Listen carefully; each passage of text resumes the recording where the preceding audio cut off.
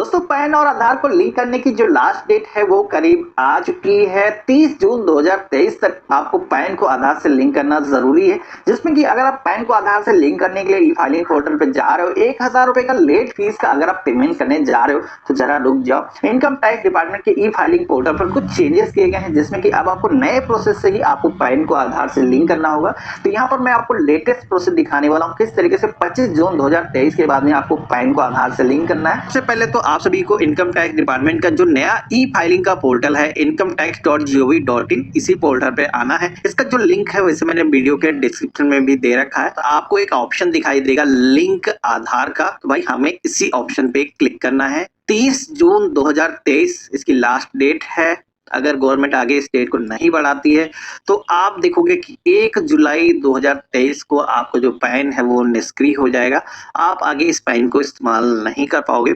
तो भाई लिंक करना बेहद ही जरूरी है। कई सारे फाइनेंशियल आप सभी के काम बंद हो जाएंगे। तो अपना जो पैन नंबर है यहाँ पर इस सेक्शन में कैपिटल लेटर्स में आपको फिल करना है।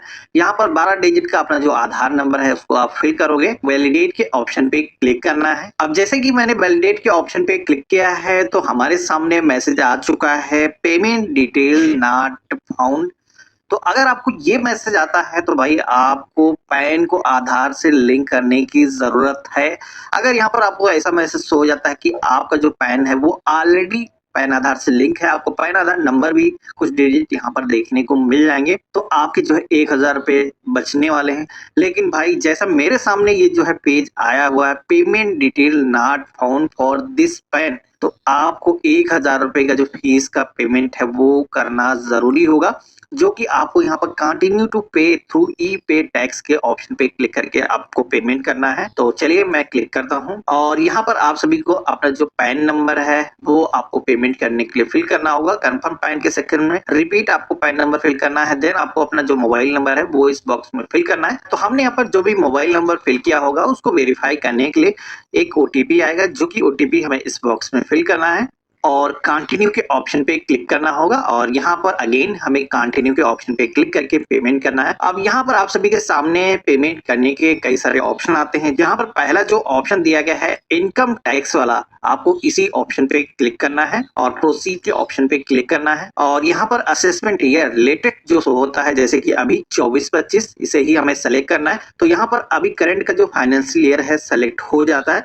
और टाइप ऑफ पेमेंट के सेक्शन में क्लिक करना है। और यहाँ पर अदर वाला जो ऑप्शन दिया गया है इसे ही आपको सेलेक्ट करना है। और यहाँ पर एक देखोगे कि नया ऑप्शन जो मैं बात कर रहा था वो यहाँ पर भाई शो हो चुका है।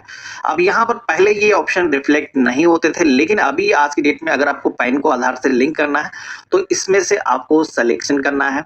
अब यहाँ पर पैन को आधार से अगर आप लिंक कर रहे हो तो उसके लिए पहला जो ऑप्शन यहाँ पर दिया गया है fee for delay in linking PAN Aadhaar, हमें इसी ऑप्शन पे क्लिक करना होगा। देन आप सभी लोग देखोगे कि यहाँ पर 1000 रुपए की जो लेट फीस है जो हमें पैन आधार को लिंक करने के लिए पेमेंट करना है वो यहाँ पर कैलकुलेट होकर के आ चुकी है। हमें कंटिन्यू के ऑप्शन पे क्लिक करना है।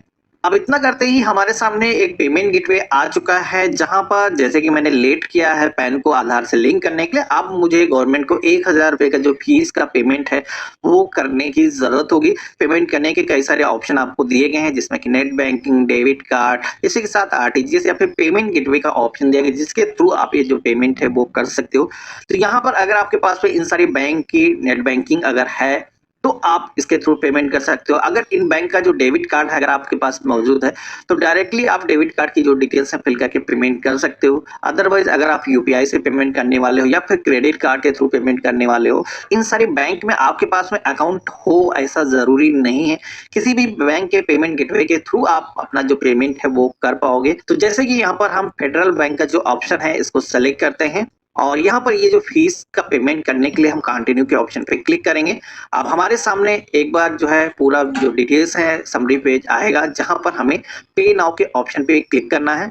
टर्म एंड कंडीशन को एक्सेप्ट करना होगा, जिसमें कि पेज में नीचे की तरफ आना है और यहाँ पर एग्री के ऑप्शन पे क्लिक करना है।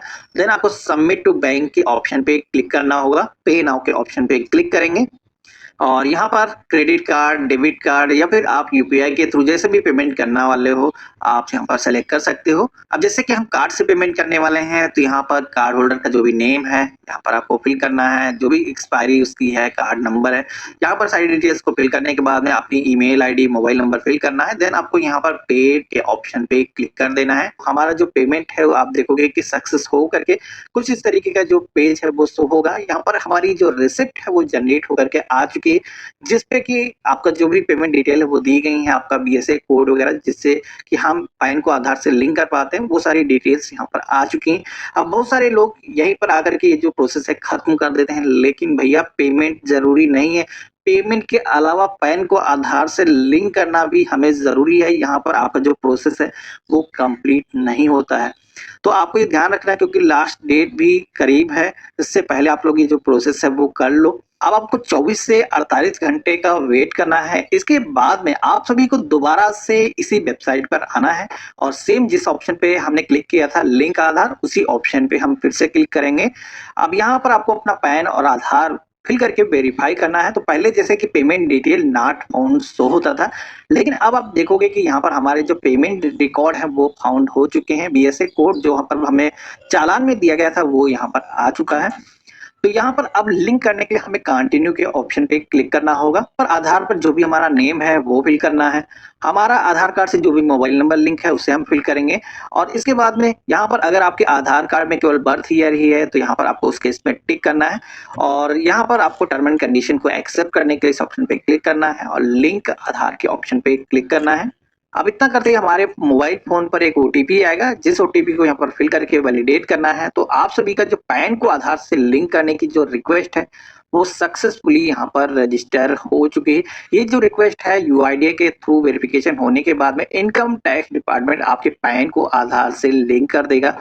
अब यहाँ पर करीब 1-2 घंटे के बाद में दोबारा से अगर आप वेबसाइट पर आओगे, तो यहाँ पर लिंक आधार स्टेटस का एक ऑप्शन दिया गया है। इसके थ्रू कभी भी आप चेक कर सकते हो कि आपका जो पैन है वो आधार से लिंक हुआ है या नहीं लिंक हुआ है। तो जैसे कि आप देखोगे कि मैंने अभी इस ऑप्शन पे क्लिक किया है, तो अभी हमारा जो पैन है आधार से लिंकिंग की जो रिक्वेस्ट है वो अंडर प्रोसेस है। और जैसे हमारी ये जो रिक्वेस्ट है वेरीफाई हो जाएगी, तो जिस तरीके का पहले हमने अपना पैन कार्ड डाल करके चेक करके दिखाया था, पैन आधार ऑलरेडी लिंक्ड, ये जो मैसेज है आप सभी को आ जाएगा। तो इसके बाद में आप सभी को अब कुछ भी करने की जरूरत नहीं है, आपका जो पैन है वो आधार से लिंक हो चुका। तो इस तरीके से आप अपने पैन को आधार से खुद से ही लिंक कर सकते हो। आशा करता हूँ आज का जो वीडियो है आप सभी को काफी पसंद आया होगा। वीडियो पसंद आया है तो इसे लाइक करिए।